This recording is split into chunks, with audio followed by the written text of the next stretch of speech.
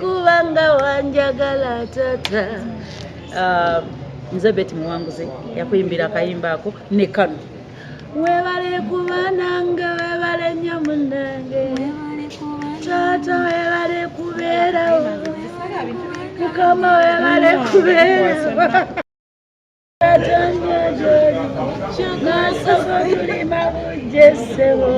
Ngoyimba obivaamu nnyo mu kuyimba naye nga ennaku zino waliwo olutrending enye trending ziri bbiri ennaku zino mukozesa ekigambo trending waliwo le bata kwagala nnyo Mukama kwagala nnyo kubanga wanjagala tata kati waliwo n'akalala webale kuba nange webale nnyo munnange nga byantomera nenfuna kampunguluze nga sibitegeera ndingawoze kati ate nze omuyimbi owa gospel eyakuba ennyimba z'eŋŋoma eŋŋanda mu gospel nebazanga Yesu yebale nnyo mwagala nnyo kuba naye anjagala nze nayimba oluyimba olugamba okwanjula okoze bulungi nnyo okwanjula walulirako ndabira mama mwana wange owabuwala okwanjula kirungi okoze bulungi nnyo okwanjula naye nga mbaaniriza nga ennaku z'omwezi bbiri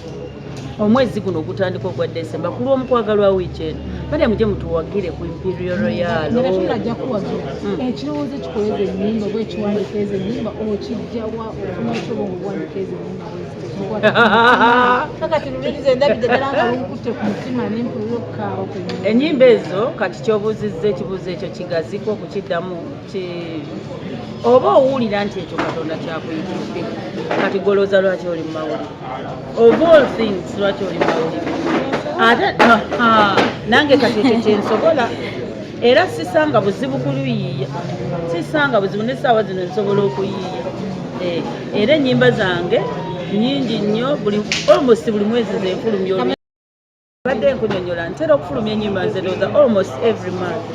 fulumya oluyimba naye kyenkolezange oluzifulumya nziteeka ku YouTube channel yange eyitibwa Beti Muwanguzi official bayizawe nina ne programu eyitibwa nayitawo programu nga mu abaana abawala abato abavubuka bayamba nnyo n'ototomera ogiraba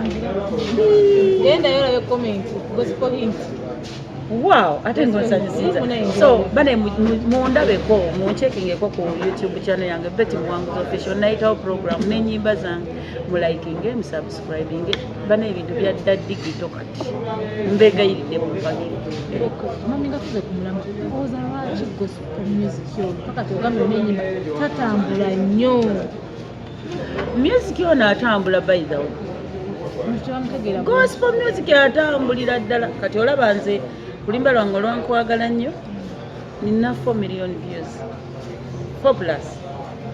mama obanga olinayo abantu miliyoni nyezi kuwuliriza oyinza okungamba tebamuwuliriza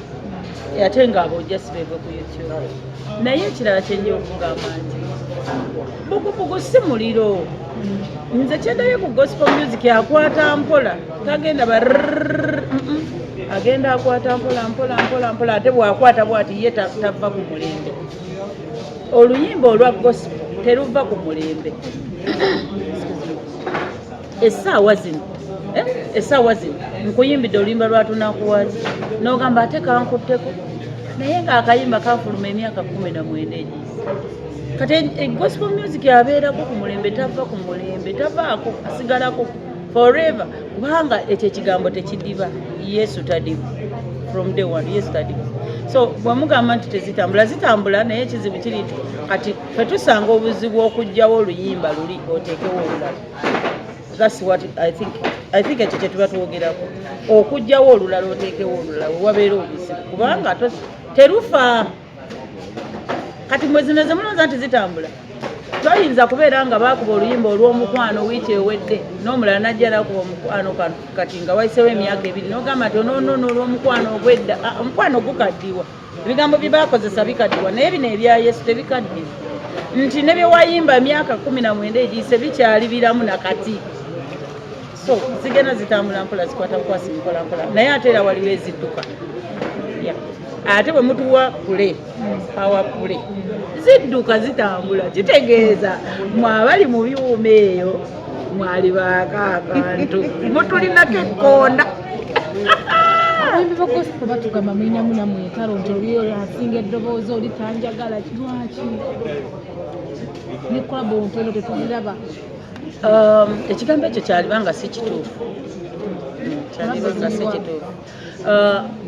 kansooke njogere ku kiri ekya onansinga ono atansinga ono ali bwati oba neeyogereko nze siina nsinga ate siina gwe nsinga why I'm made different kiringa ng'omuntu okunsanga naawe naŋŋamba nti onsinga obulungi oba nkusinga obulungi aba alimba lwaki nze ndi muddugavu olimu obulungi obukumidde kimu kyolina okumanya katonda yatutonda mu ngeri za njawulo basobole okutwawula okitegeera singa batukola nga tufaanagana naawe bandiyawudde batya nti ono feti muwanguzi ti katonda alina okuteekamu ekiyinda ekibyabyataddemu katini kifesi ekigazigazi gwe nakugira bwati omuntu bwatulaba asobole otwawula so ne music gwali kati nze music gwe nyimba byange birala n'oli ayimba biri ebirala kati oyogedde ku kya Collabo bino ebintu ebya Collabo bize mulembe guno kati fe abayimbi abedda nze kati Collabo mba ngenda nenoonyereza amakulu gaayo makulu ki kati we natuuka okubitegeera obulungi amakulu ga Collabo wesanga nazikola we naziraba nga teziriiko bulabe naye kakati gwogambye abamu balina entalo nkole naawe Collabo ogenda okube wali omuntu omuje mwebisi nga nakola naawe Collabo you're destroying my image which I've kept for so long saddaaka zenkoze okusobola okubeerawo ebbanga lino lyonna zezisinga obunene nali nfunyeeko kampani eyagala nyimbire omwenge oluyimba by then myaka mingi emabega baali bampa obukadde ebibiri okuyimbira omwenge oluyimba neŋŋaana okuyimbira omwenge oluyimba kubanga ndi wa gospel eyo saddaaka y'amaanyi noleka miliyoni 2 oba otegeera bulungi kakati nze nzije negate nawe tukole bato bekubisanya ebifaananyi bamanyi okwetunda of which simanyi kyenyiza kugamba naye nja kikugamba bwenti nti waliwo ebintu ebimunze ng'oluusi tebineetaagisisa kwetunda like kwekuba bifaananyi nkole ntyankole abamu bakikola n'okulwana ne balwana ebyo byogambye abalwana basobole okumanyika kubanga bannayuganda baagala nnyo ebyonoonese bateesa n'okuteesa tukolemuko okulwana wano abantu batumanyi kati nze ku myaka gyange nyinza okukolamuoko okulwana abantu bamanyi kati tujjagendera ku peesi yaffe abatatumanyi peesi zaffe tulisisinkana mu ggulu ne tugamba nti nambuza yegwe wayimba akayimba akankwatako yenze nga tukyali kuzikiye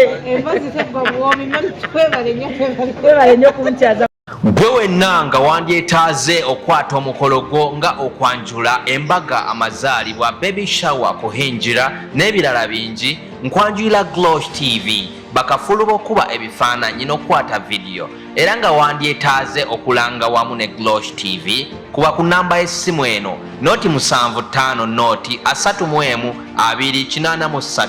tweyunire oleme kwejjusa.